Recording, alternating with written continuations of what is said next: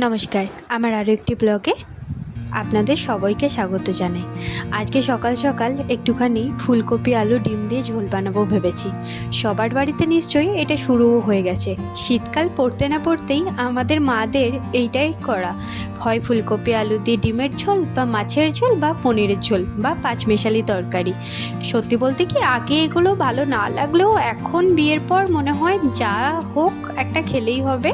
এখন আমার লাউয়ের পোস্তও যেমন ভাল লাগে, তেমনি ফুলকপি আলু ডিম দিয়েও তরকারি সবই আমার ভালো লাগে। যাই হোক, প্রথমে একটুখানি মূলো শাক রান্না করব, তার জন্য একটুখানি মূলো শাক ভালো করে ভেজে নেব। প্রথমে একটুখানি রসুন দিয়ে দিয়েছিলাম ফোড়ন, আর লঙ্কা অল্প একটুখানি দিই, কারণ আদ্রিক খায় তো তার জন্য লঙ্কাটা বেশি দেওয়া হয় না। চলুন এটা ভালো করে ঢাকা দিয়ে ভেজে নিই, ততক্ষণে সবজিগুলো কেটে রাখি।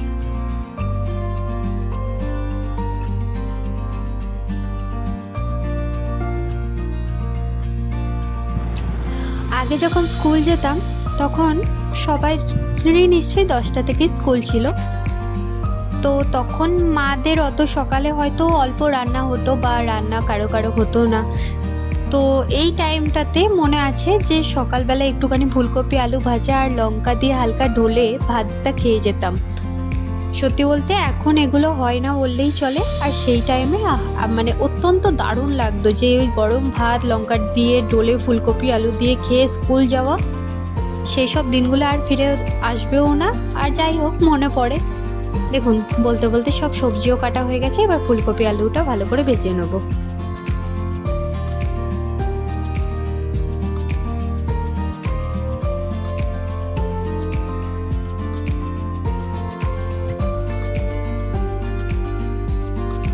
এই যে এর মধ্যে এবার ডিমগুলোও দিয়ে দিয়েছি, তাহলে কি হয় একসাথে ফুলকপি আলু আর ডিমটাও ভাজা হয়ে যায়।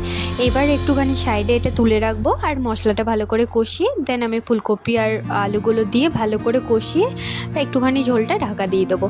আর সত্যি বলতে কি শীতকালে এই রান্নাগুলো অত্যন্ত ভালো লাগে খেতে। কার কার ফুলকপির কোন রেসিপিটা পছন্দ অবশ্যই কিন্তু কমেন্টে জানান।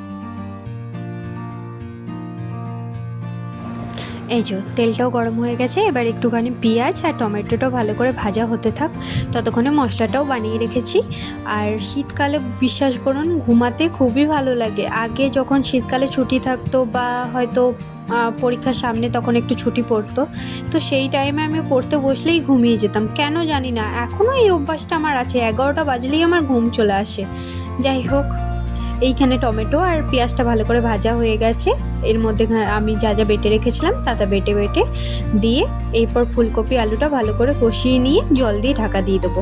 আজকে একটুখানি পটল পনিরও বানাবো, তো সেইটা অনেকটা লং হয়ে যাচ্ছে ভিডিওটা, তো সেইটা দেওয়া যাচ্ছে না। আমি অবশ্যই সেকেন্ড পার্টে দিয়ে দেবো। যারা যারা অবশ্যই দেখবেন অবশ্যই একটা লাইক করে দেবেন। আর কার কার এই রেসিপিগুলো ভালো লাগে অবশ্যই কিন্তু কমেন্টে জানাবেন।